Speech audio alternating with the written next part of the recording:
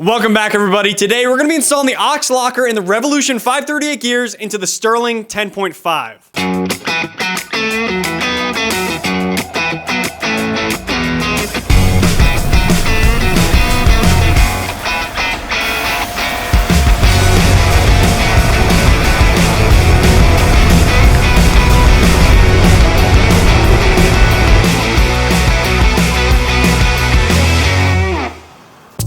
This video is going to be very similar to the video we just had. We're going to be re-gearing and installing the locker into the Sterling 10.5. Last video, we did the same exact thing to the Super Duty Dana 60 that we got right here. So it's going to be a pretty similar video probably. I'm going to do my best to make it a little different, so you're not watching the same exact thing.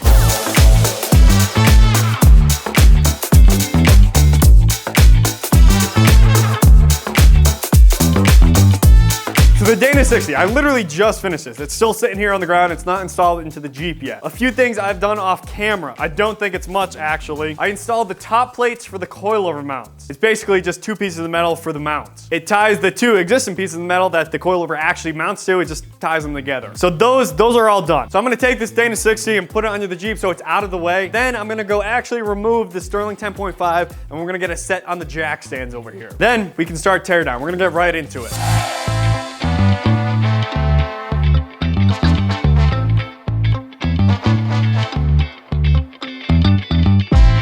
So I feel bad. This video is going to be another locker and gear install video, just like my last video. I originally wanted to have some videos focusing on other aspects of the build in between these two axle rebuild videos. I know rebuilding axles isn't what everyone wants to see, but during a big build like this, there is, in my opinion, a natural progression of what needs to be done. And right now, before we move on to absolutely anything else, we need to finish these axles, bolt them into the Jeep, and then I will feel comfortable moving on. Plus, I actually really enjoy building axles, so I'm having fun making these two videos. I don't even know what gear ratio are in these two axles. I've had these axles for over 3 years now, and I'm realizing I've never checked. If I had to guess, these are probably 350 something, 370 something, maybe even a 410. I'm not sure what these came with from the factory. But today we're gonna be pulling all of that out, everything on the inside, and installing some 538s, just like we did to the Dana 60. Something I didn't mention in the last video is I like to take a backlash and pinion preload measurement before I pull everything apart. Spec for backlash on this 10.5 is 6 to 10 thousandths. I read about 12 or 13 for backlash, so a little out of spec. Our pinion preload should be 20 to 35 inch-pounds. I read 0 inch-pounds, so it's a good thing this axle is getting rebuilt. All right, we've got this like halfway apart right now. So we've got the axle shafts out, we've got the carrier out. Next step is going to be taking this pinion out. This axle looks very clean on the inside. There's no metal, no chunks hanging out in there,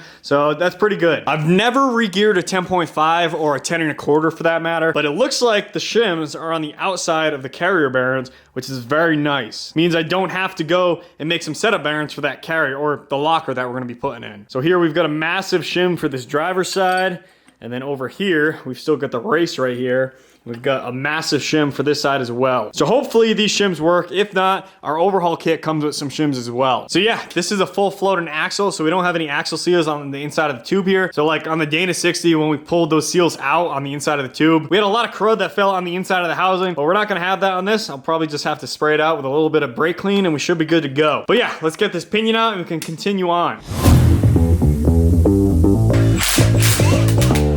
This 10.5 has this flange on it instead of the traditional yoke. This is pretty common on these Ford axles. My 8.8 and the red Cherokee has one as well. This flange was on there really good. I had to end up beating the pinion through with my very heavy hammer. My small brass hammer just wasn't doing the trick. This isn't ideal because it absolutely destroyed the threads on the pinion, but this isn't getting reused, so it's really not that big of a deal. I removed the pinion seal, banged the pinion races out of the housing, and hit the inside with some brake clean before we start to go back together. So the 10.5 is all taken apart right now. It's all cleaned up and it looks really good. The next step is to take some measurements for that pinion so we can get that pinion installed. But before we do that, I want to show you all the parts that we have for this axle. So here's the parts table right here. We've got a lot of really nice parts to rebuild this axle. So I guess we'll start over here. This is the Revolution ring and pinion that we got for this 10.5. And these are at a 538 ratio. Working our way over here, this is a flange for that pinion. Like I said last video, I put a new flange or a new yoke on every single axle I rebuild because because if this surface right here is worn out where the seal has to ride, then there's a good chance it's gonna leak. And by the looks of the old flange, it didn't come off all that great. It's very rusty. I didn't actually look at the sealing surface yet, but it's a good thing that we got this one. Just like the Dana 60, this is an OEM style, and this one in particular came from Yukon. So we've got that. Over here, we've got the actual OX locker. I'm very excited to install this. So this comes with the diff cover. Where's the diff cover? Oh yeah, that's right. We already had it on. So we got the diff cover right down there. I'll show you all that later. I want to show you all the sliding fork that's on that diff cover. This is very similar to that Dana 60. Back here we have that lube locker gasket that I put on all my axle builds. If you're not using a lube locker in 2024, you're still using RTV, what are you doing? Working our way over here, this is the Revolution gear and axle rebuild kit or overhaul kit for this axle. We've got all of the bearings we're going to need over here, 2 carrier bearings, 2 pinion bearings. We've got some stuff, some RTV, which we're not going to be using for this. We've got ring gear bolts, seals, a crush sleeve, which we're not going to be using. We also, right here, we've got a crush sleeve illuminator we're going to be using. We've got a new pinion nut, then a bunch of shims. Now, if you were to buy Yukon gears, or I believe an overhaul kit, it comes with a little booklet. We talked about it last video. In that book is a ton of specs for a ton of different axles. It also has acceptable patterns and what to do if your pattern's not looking so great. Revolution comes with a pretty similar thing. It's not an entire booklet, it's 2 pieces of paper, but it's still very helpful. This piece of paper comes with a ton of different specs for a ton of different axles. We've got pinion bearing preload, we've got backlash.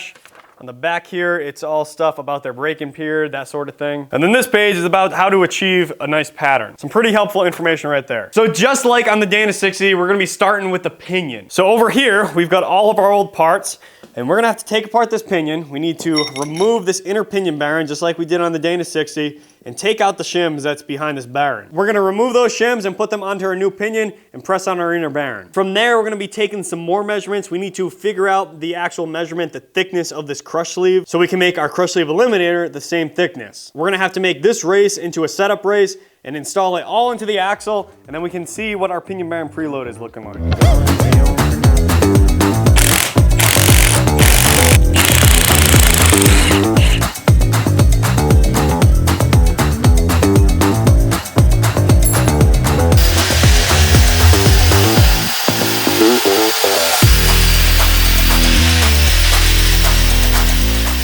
All right, I've got that inner pinion bearing race, the setup race all made up. Let's go look at the shims that came in this Revolution set so we can figure out exactly how we're gonna shim this. So right here, we've got those really thick shims. These are for our carrier. These are the brand new ones. We're gonna try to not use these. I'm gonna try to get away with using the old ones, which are right here. These are even thicker than the ones I just picked up over there. We've got one under this race as well for the other side. And then over here, we've got a ton of shims. I came with an absolute ton of them. These are gonna go under that inner pinion bearing race, the setup race that we just made, and these are gonna be for our pinion depth. Adding more of these behind that inner pinion bearing race, the setup race that we just made, is going to make our pinion depth deeper. It's gonna be deeper on that ring gear. So we've got those, not a problem right there. This Revolution kit also came with these shims. These are for behind the inner pinion bearing, and these would also be to set up our pinion depth. I think they give both of these to us, so these do the exact same job as these. Adding more of these behind that pinion bearing would not mess up our pinion bearing preload, so it would be nice to use these, but I don't want to make a setup bearing for this inner pinion bearing. So we're going to be not using these right here, and we're going to be using these. The only thing with using these shims is when you add more, you have to add the same exact amount or take away the same exact amount to your pinion bearing preload shims. And that's because we're not using a crush sleeve anymore. Now that I think of it, it would be very easy to use these, but like I said, I don't want to make another setup bearing because it takes way too long. And I actually forgot the tools at work, and work is about 4.5 hours away right now. So we're gonna be using these shims that came with our crush sleeve illuminator, and hopefully we have however many shims that we need that came with this kit to set up this pinion, that is. So that's the plan. Hopefully we have exactly what we need here. Worst case scenario is this inner pinion bearing is gonna have to come off. I'm just gonna have to get another bearing, 2 more bearings, and we'll have to make a setup bearing for that, and then end up using these shims. But hopefully it doesn't come to that. I'm gonna go ahead and get this inner pinion bearing pressed on here for good. The shim that came off of this old pinion is right here. I'm gonna be transferring that right onto here. And hopefully with that, our pinion depth is gonna be right on.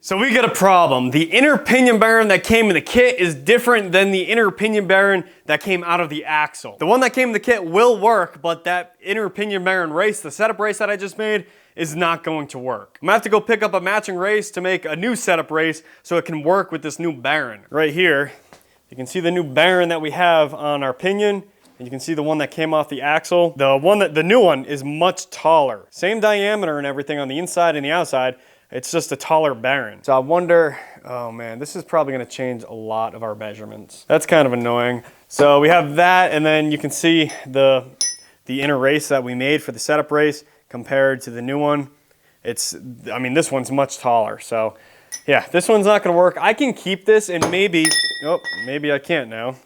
This can probably be used in the future. No, maybe not, since I just bent it up. This can probably be used in the future. Say if I go to set up another 10.5 and it, I don't know, uses this bearing. I don't know why this one's different, but I mean, it is, I guess it's good that it's a bigger bearing. Maybe it's a little stronger. So I'm gonna keep this one for final assembly. I'm gonna go pick up another one, the same exact one. I found one at a Napa not too far away. Kind of expensive, $50, but I mean, this is what we gotta do. I'm gonna pick that up. We're gonna make a new setup bearing, and we should be able to fit this pinion into there.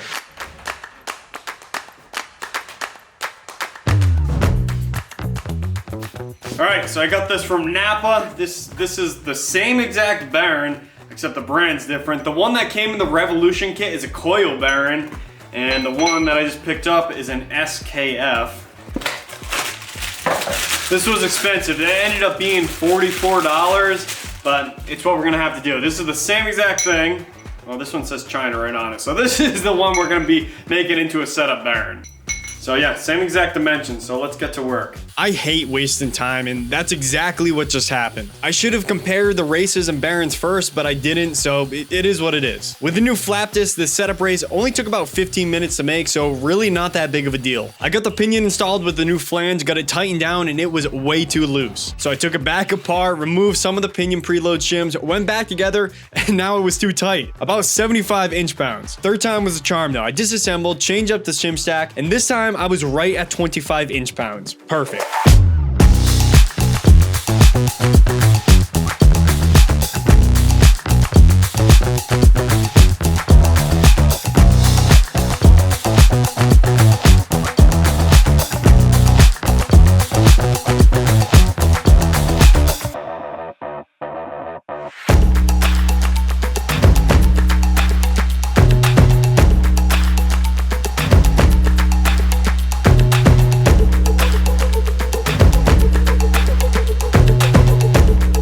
We've got the ring gear on, and we're ready to put on the carrier bearings, or the bearings onto this locker. We've got a new bearing right here. Now we don't need to make setup bearings like we did for the Dana 60, because the shims for this carrier do not go between the bearing and the actual carrier. They go between the bearing and the housing of the actual axle. So we're gonna go ahead and put these on, and if our shimming is not correct, then we just have to pull this carrier back out, remove the shim from the outside here, put in our different shim. Much easier to work with than the Dana 60 where we had to make our own setup bearings. We're gonna save a lot of time because we don't have to do that. Now, one thing I'm not too sure of, let's go look at the old carrier. On this old carrier, we have this tone ring because there's a speed sensor in the housing of the axle. It sits between this ring gear and the actual carrier. I'm not sure if I should have put this between our ring gear and our locker. I'll know once we go to put this together and run our pattern. And if we have some really weird pattern, then we probably do need a bigger space in between here, which means we can either go put that tone ring in, I think we can go put the tone ring into here, or we can just make that pinion much deeper. But we'll have to go see once we actually get that pattern. For my application, for the Jeep Cherokee, we're not gonna need that tone ring. I'm sure on other applications, you can probably put that tone ring right onto here, where you're actually gonna need that speed sensor. So I'm gonna go ahead and get these bearings pressed on there, and then we can get this carrier into the axle.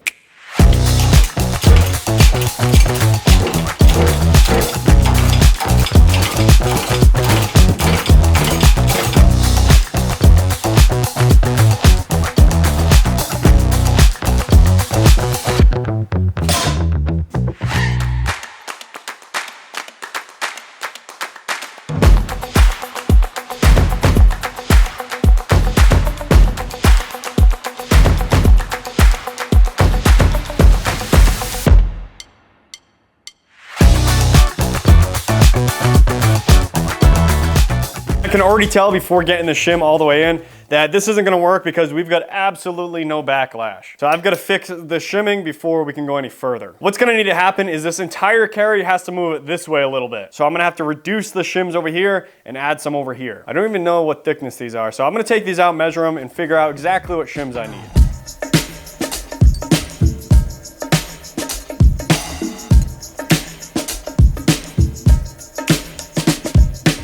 So I got a new shim stack. I took 20 thousandths out of the ring gear side and put it onto the non-ring gear side. So this is gonna be our shim stack for the non-ring gear side, and then this will be our shim stack for the ring gear side. Let's go get it in and see what we're looking like.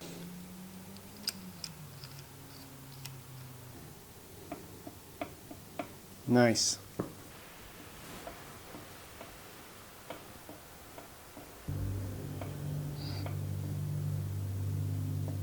All right, that seems to have done the trick. Right now, I mean, you all just saw it, we're at 9 thousandths of backlash. We need to be in between 6 and 10 thousandths, so that's right in the ballpark of where we need to be. So we're good there. Let's get a pattern out of this and see what our pattern's looking like. If that pattern is perfect already, I'm gonna be very happy. That'll make for a great time for rebuilding this axle.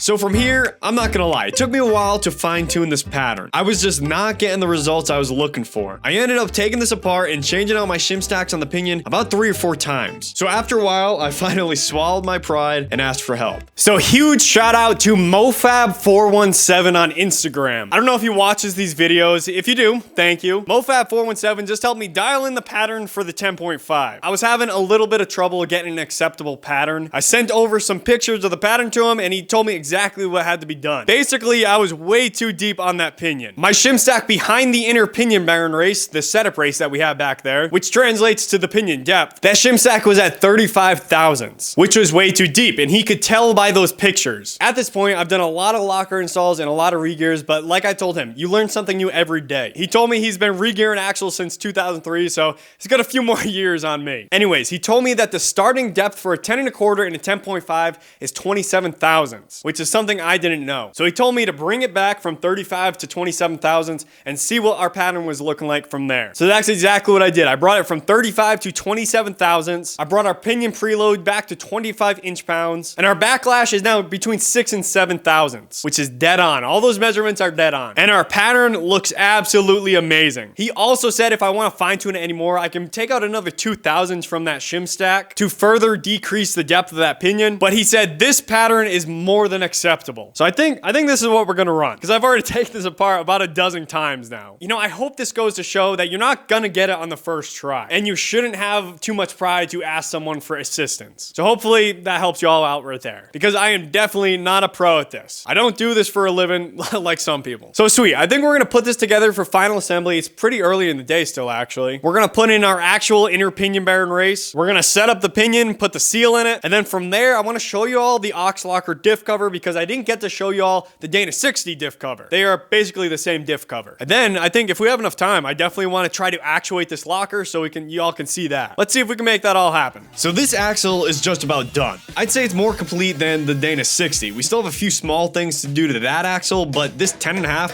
I'd say is ready to be painted. We do need to weld on shock mounts, and I'm still deciding if I want to replace the hub seals and bearings before we start driving the Jeep. I'm really not too sure yet. I'm still trying to find the best use of our time and money for this build. But anyways, this axle is pretty complete, and by the end of this video, I want to have both axles installed into the Jeep so we can finally move on to other aspects of this build. So the axle's built and we're all done with final assembly. We've got our actual inner pinion bearing race installed, the seal for the pinion installed, the pinion installed, the locker, the ring gears, our shims, and our axle shafts. There's basically one thing left to do, and that's install the OX locker diff cover. It is extremely windy outside, so I apologize if you can hear that noise. There's a lot of things banging around in my shop. I kind of blew right past the diff cover on when we did the Dana 60, so I wanted to go a little more in depth with this on the install for the 10.5. There are a lot of people who swear by OX locker. There's a lot of people who also swear by spools, grizzly lockers, ARBs, but there is a weird majority of people who swear by OX lockers, and there's a very good reason for that. On the inside of this diff cover, we've got this massive sliding fork, and this is what actuates our aux locker. I'm gonna compare this to, say, an ARB, and I'm gonna put this down because this is very, very heavy. So if you've ever installed an ARB locker, you'll know that there is what they call a seal housing. There's, I believe, 2 O-rings on the seal housing. Then you got the little copper tube that you gotta route outside of the axle. That is what actuates your ARB locker. Now, compared to this aux locker that has the massive sliding fork, there's a lot less that can go wrong with this aux locker. We're not gonna have problem with O-rings going bad on the seal housing, and we're not gonna have problems with possibly a kinked copper tube. Kinking that copper tube would make for a bad day and you'd be waiting for parts. For here, there's really not much to go wrong. All of our O-rings are gonna be outside of this diff cover, so if we have any O-rings, say, blow out or start leaking,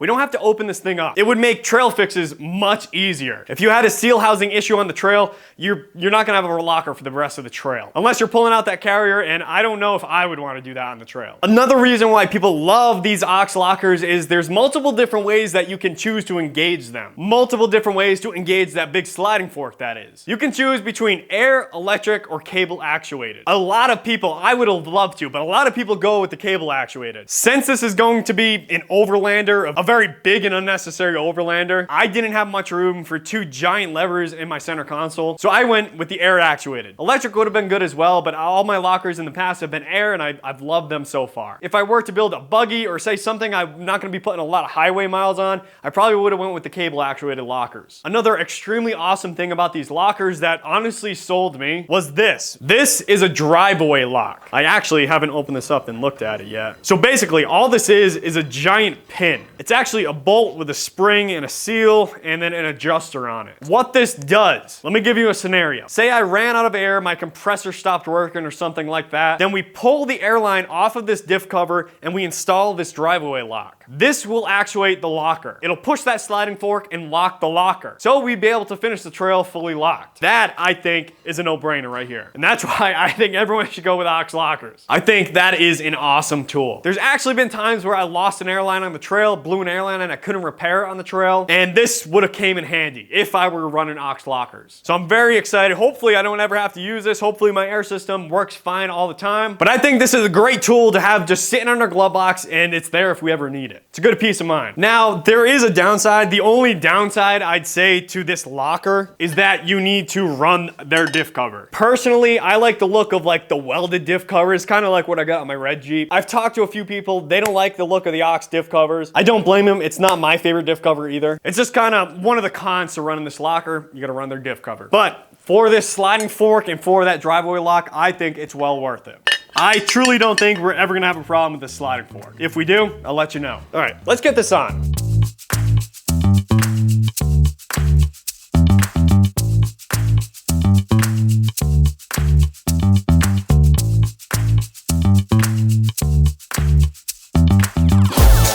Now to finish up this video, I want to install the axles into the Resurrection Cherokee. So I'm gonna do exactly that. These will have to come out at least one more time for paint, but for now I think it's safe to assume that they can stay in the Jeep for a while. For the Dana 60, I've been thinking about it for a while. I think I've said it in the past couple of videos. I really need to re-weld the track bar bracket onto the axle. It's one of the last things that have to be done to this axle, so that's what I did. I got that bracket welded up. I installed the track bar, the links, the steering. The track bar on the unibody still needs to be finish welded along with the coilover towers and whatnot, but that'll be done in the future. For now, this axle is in the Jeep. There's still a lot to be done, like I said, but it feels like we are actually making progress right now. The last thing that we're gonna do in this video is engage this rear air locker, the aux locker. So I went ahead and hooked up my CO2 tank. I don't have any switches or anything plumbed in right now. I literally just have the CO2 tank plumbed right to the air locker. These aux lockers come with an assortment of fittings along with an air switch. I don't have the air switch plumbed in right now, and we're not even gonna be using it during final assembly. I feel like I talk about final assembly a lot. I'm gonna be getting some electric over air solenoids, and we're gonna be plumbing them up just to a regular electric switch. Kind of like what you would see with an ARB locker. I already have the switches plumbed into the dash. But for testing purposes, we just have a direct air line from the CO2 tank right to the locker. I have a 120 PSI regulator on my CO2 tank, so it shouldn't be a problem with any of the O-rings or the locker. It should be able to handle that just fine. I will say, these aux lockers come with a lot of air line. It's actually really nice. This whole roll that came with a 10.5, I have a whole another roll that came with the Dana 60. I'm probably gonna be able to use this whole roll for the going back to the rear and for the front on the Dana 60. And then I'll have a bunch left over. I have been using CO2 tanks to fill up my tires and actuate my air lockers for about 3 years now, and I absolutely love it. The initial cost compared to, say, a dual piston compressor is much cheaper. I'm comparing this to the dual piston ARB compressor. I believe last time I checked, that was around $500 to $600. This tank originally cost me just shy of $300. So much cheaper than that dual piston compressor, and it's gonna fill up tires much, much quicker. Let me know if I'm wrong, but a single piston compressor would take an absolutely incredible amount of time to fill up all 4 tires, especially 40s. With my 4-way tire inflator and the CO2 tank with the 120 PSI regulator, I can fill up all 4 tires within minutes. I think the actual time is like 3.5 minutes. Definitely gonna be a little more time with the 40s, but I cannot imagine using a single piston compressor to fill up a set of 40s. In the future, down the road, since we do go on big long trips with this and we're gonna be filling this thing to the brim with all our gear, this tank does take up a lot of room, so I would like to switch over to a compressor. Not sure which one yet. If you all have a recommendation, let me know down in the comments. I wanna shove that thing in the engine bay, maybe underneath the Jeep, and maybe we can add a storage tank or something under the Jeep. I think that'd be pretty cool, and we'd still be able to air up tires pretty quickly. Anyways, let's engage this locker and see if I installed it right. So right now, when I grab this hub, I'll like reverse it, if you will. You can see that the other side is moving in the forward direction, the other hub. That is completely normal. Now, when we lock this locker right here, I'm gonna turn on my CO2 tank and send 120 PSI to the locker. When I reverse this hub, there we go. We got the locker to lock, and oh my God, I can't even do it. I'll go forward. So I'm going forward with this hub, and you can see the other hub is also going forward. And we can disengage it, we can take away the pressure. I just heard it unlock. I'll go backwards or in the reverse direction with this hub. And that one is once again going in the forward direction. I want to thank you for making it to the end of this video. This was a lot of work. This video was over the course of about 2 weeks. Like you guys have heard me say a dozen times already, I've been traveling for work. So it's been tough to find time to work on the Resurrection Cherokee. But what we did in today's video was a giant leap forward. I mean, we've got both axles inside of the Jeep. The next step here is we're gonna work on the Barnes unibody stiffeners. I cannot wait to get those into the Jeep. It's gonna be a lot of work because I have a sound deadening paint. It's basically got like a rubberized undercoating underneath that Jeep. I did it 3 years ago. It's looking amazing still, but it has to come off for me to weld on those unibody stiffeners. So that's gonna be a lot of work, but you'll be able to catch that in the next video. Going on my last week traveling for work, so after that, I'm looking forward to it, because after that, I'm gonna have a lot of time to work in the Resurrection Cherokee. I'm not gonna promise you guys a video every week. I will if I can. With the weather getting nice out, believe it or not, I wanna do other things other than work in the shop. Ash and I have a lot of stuff we wanna do in the house, a lot of stuff we have to do in the van. We're gonna be going on a family vacation soon, but we will get this Jeep done. We've been doing a video every other week for about the past 2 months. I really wish I could do a video every week, but it is what it is. I guess we'll just have to wait to see what the future holds. I'm enjoying the build so far. I'm loving the progress that we made. Let me know what y'all think down in the comments below. What y'all think of the Resurrection Cherokee and what you want to see me do to it next. I've still got a pretty big list for this thing. I don't know about getting it done for June anymore, but we'll see. Hopefully within the next couple months, because I am absolutely dying to drive this. One more thing before we go. As we speak, we are having someone design us a very cool design for some t-shirts. It is gonna be extremely cool. We're gonna be getting probably some t-shirts and some sweatshirts for us, for Ash and I, some friends and family. But it got me to thinking, would any of y'all be interested in some sweatshirts or t-shirts? Some Backcountry Beagle and Resurrection Cherokee t-shirts, sweatshirts, or whatnot. Stickers, I don't know. You guys give me some ideas. Is that something that you would be interested in purchasing? If there are enough people interested, I'll definitely get some extra so y'all can get your hands on some. Let me know what y'all think. Leave me a comment down below or send me a DM on Instagram. Anyways, guys, I gotta get to work on these unibody stiffeners literally right after this recording, so I'm gonna let y'all go. I appreciate y'all for watching. I'll see you out on the trail, and I'll see you next time.